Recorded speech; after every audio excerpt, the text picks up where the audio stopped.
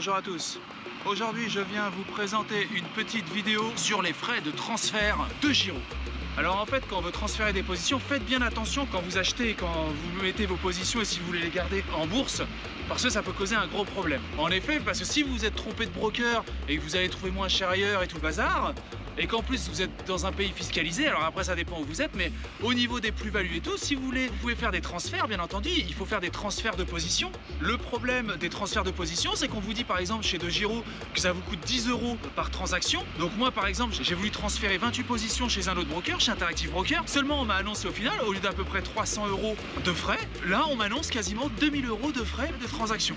Parce qu'en fait, c'est pas forcément DeGiro qui va facturer ça, mais ce sont les plateformes externes. Alors si vous aviez des lignes en Chine ou ce que vous voulez, ils vont vous prélever genre 30, 40 € je crois déjà sur le NYSE de facturation pour les transferts de position. Évidemment, si vous avez des gros montants, ça va. Vous n'avez pas beaucoup de lignes, mais vous avez des gros montants. Par contre, si vous avez des lignes avec des montants, on va dire moyens, mais vous avez beaucoup de lignes, alors ça peut se relever quand même assez cher. Mieux vaut bien choisir tout de suite son courtier pour pas se faire avoir au final, quoi. Même si vous vous dites au début, vous regardez les tarifications, ils vont vous dire genre des tarifications genre à 10 € par ligne de transfert.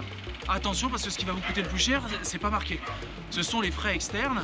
Et ces frais externes, je vous dis, même pour des plateformes, on va dire basiques comme le NYSE, c'est 40 € de frais de transfert par ligne. Alors par contre, normalement, c'est pas par rapport au montant, c'est vraiment par rapport à la ligne. Peu importe le montant que vous allez mettre, une ligne reste une ligne et ça c'est vraiment un montant fixe, hein. Ce montant normalement n'est pas variable. Mais voilà, si vous aviez 50, 100 lignes, surtout en plus après sur des plateformes, on va dire comme en Asie ou ce que vous voulez, ça peut revenir vite fait très très cher. Alors après, tout dépend de la fiscalité où vous êtes.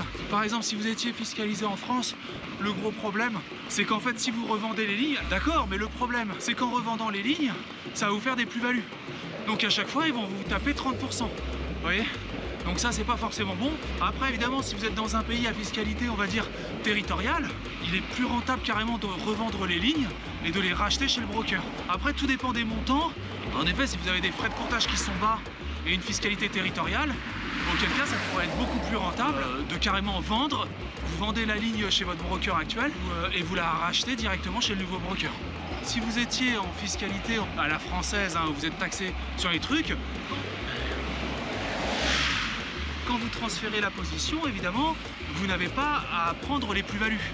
Donc ça peut être intéressant si vous aviez de grosses plus-values, vous n'aviez aucune intention de vendre et uniquement taper dans les dividendes, là ça peut être très intéressant de transférer.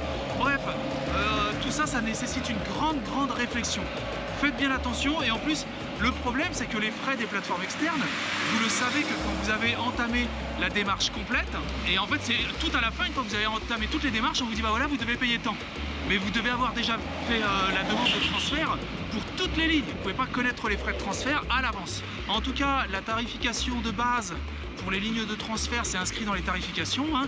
Donc la tarification de votre courtier original. Il faut savoir aussi, votre nouveau courtier peut vous racheter ses frais.